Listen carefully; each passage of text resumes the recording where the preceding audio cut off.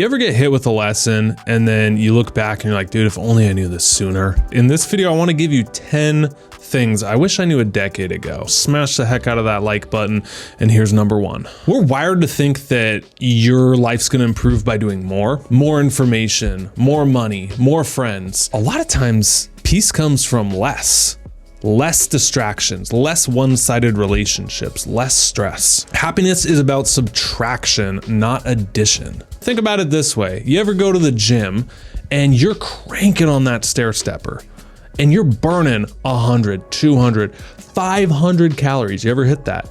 And then you go home and you look at the label of something. This is Diet Coke, so it's not the best example, but you're like, oh, this is 500 calories. And in your mind, you're like, I could do all of that, or I could just not eat this. Now that's kind of how your life works, is so many problems and stresses we have by just saying yes and thinking we need more. But ask yourself this, what's draining you? Oh, that's kind of negative. No, that's a great question. What is sucking your energy away? Because guess what? If you cut that out, you get more energy. Quitting isn't always a bad word. Quitting is prioritizing that energy for something else or yourself. So just remember, sometimes you don't always need more, you just need less of what's in the way. All right, number 2. This one is the people you're trying to impress won't be at your funeral. You see, a lot of times this impressive thing gets in the way of genuine connection. Like you go on a date, you got smoking on a date tonight, all right? Well, if you're honest with yourself, how much of the time are you saying, do they like me? How many times do you say, do I like them?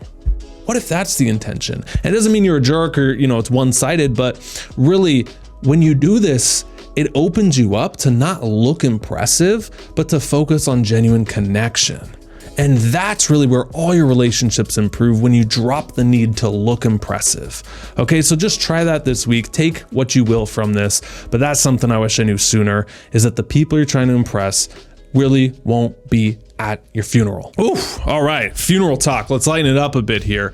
Mastering your mornings is life's cheat code. Now, I'm not talking here about getting up at a certain time before the sun gets up and throwing yourself in an ice bath, pounding a green smoothie, meditating, journaling, and going on a 5-mile run. This is not about a morning routine, okay? In fact, sometimes morning routines get in the way, and they can be a form of procrastination.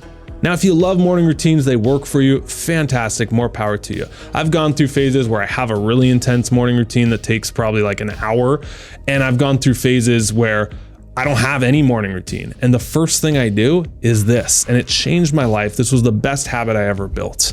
First thing in the morning, you get up, you brew a big pot of coffee, you drink it, and do the hardest thing that would make the biggest impact in your life. What is that for you?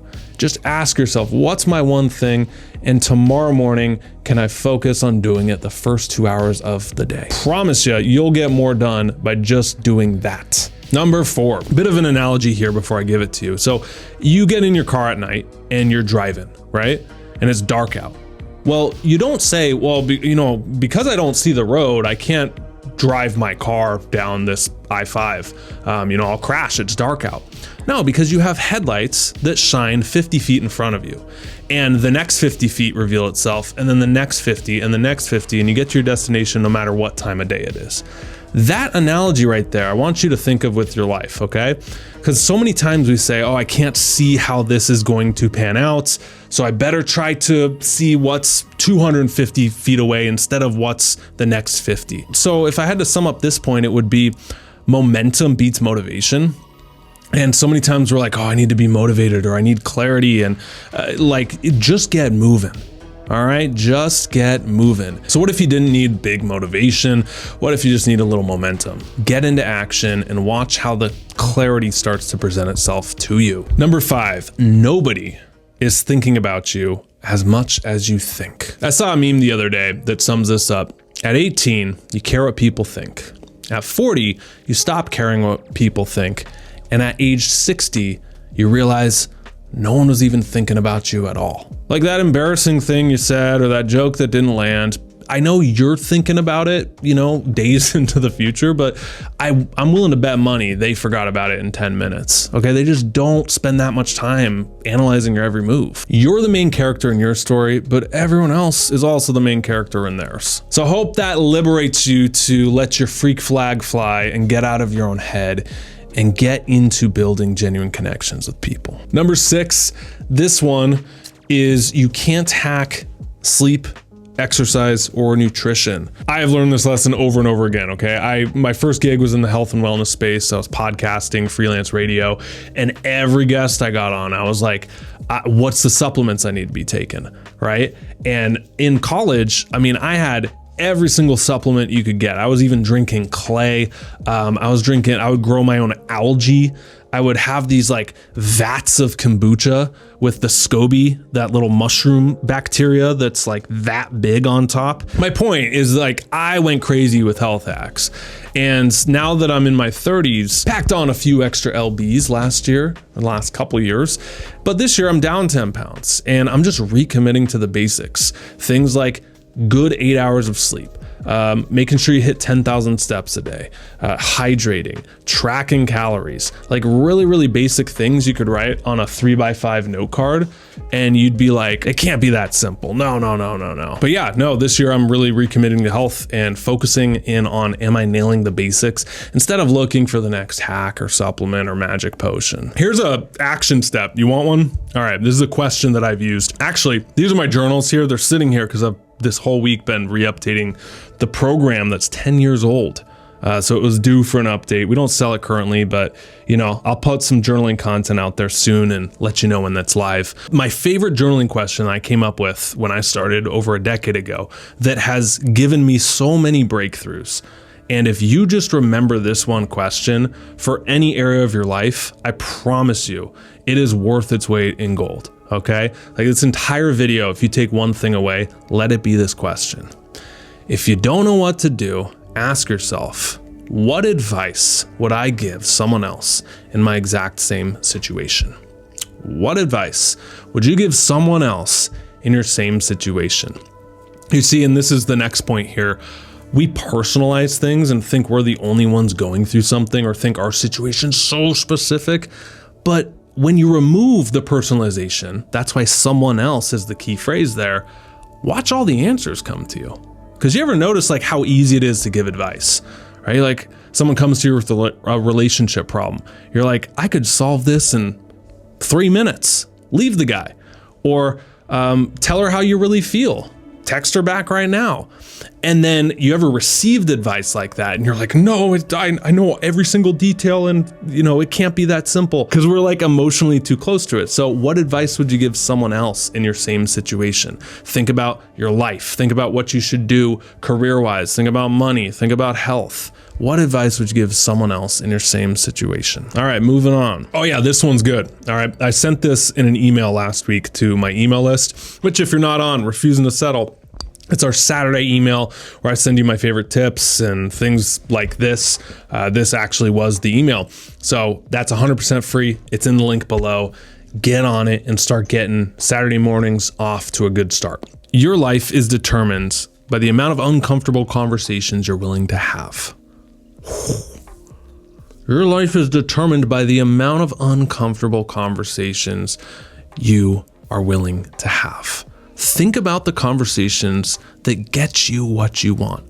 Asking for a raise, uncomfortable, but that could be a $10,000 a year conversation right there.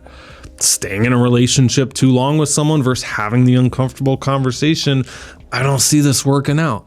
That can save you years right there. And potentially other relationships that you're missing out on because you're afraid to have the uncomfortable conversation. Letting people walk all over you because you don't know how to say no. Want to help me move this Saturday? Sure, even though my back hurts. At least you gave me free pizza. No! Hire movers. Don't ever ask anyone over 30 to help you move. That's the cutoff right there. It's like you can move in and out of dorms. You can help your mom move. Anyone else, you're hiring professionals. Sorry, I had to get that off my chest. So what conversation are you putting off? I promise you, your growth is on the other side of that. We got 2 more. You hanging in there? All right, hope this is useful for you. Let me know in the comments. This one is the perfect time is a myth. You're never gonna feel ready. I wasn't ready to buy a one-way ticket on a whim, pack up everything and move to Scottsdale, Arizona from gloomy Seattle and restart my life. But I did it, and it was one of the best decisions ever. Big decisions like me and Danny getting our dog. We weren't ready. In fact, we fostered the guy because we're like, yeah, well, I don't know if we can commit to this. And then what happens? In like 48 hours, he's your dog, right? As soon as they sleep in your bed, it's over. Now we can't imagine our life without the guy. I wasn't ready to launch my first coaching business. I was like, oh, I should plan a little more. I should research. I should outline. I should study. But I did, and it became one of the most successful things I ever did. My point here is like big milestones for you. You're never gonna feel ready by. So I guarantee in your life, you probably have something you've been putting off, and it's because you don't feel ready for it. I guarantee if you just started it, you would find yourself ready sooner than just sitting and being frozen and overthinking and stuck. So if you're a perfectionist, if you're an overthinker, remember this one phrase here: good beats perfect, because perfect never gets done. Save the best for last. Life gets better when you stop taking it so seriously. Playfulness is not just something for kids. Playfulness is not just something you go to a comedy show and it's funny. Like, playfulness you can take into your life, and life gets so much better, so much easier. It feels like a weight has been lifted off of you when you stop taking it so seriously. And part of that's taking yourself so seriously, man. Like, allow yourself to laugh at yourself. We don't have to be seen, and this goes back to our point about looking impressive, right? When you give up all of that, this is what I did like a whole year of coaching and inner work on. It's all about like upholding an image. And when like you have the sacred cow of how you see yourself and presented, and like, you know, especially for guys now, they want to be, everything's about status and posturing. And this doesn't mean you have to be Mr. Funny Guy, but just having a lightness about you really does feel like a 50-pound weight around your back gets taken off, like a backpack at the end of a hike, and you're left with a sweaty back, and you're like, whoa, I've been carrying that around this whole time. No wonder I was so tired. Now I feel lighter. Remember, who's ever having the most fun wins. Now, what is your thing you wish you learned a decade ago? Post it in the comments down below. I love reading those threads. You guys have some great insights. You want a free newsletter? I'll link it down below every Saturday, straight into your inbox from me. Love ya. See you in the next one. Bet on yourself, do hard things, and make your future self proud. Peace.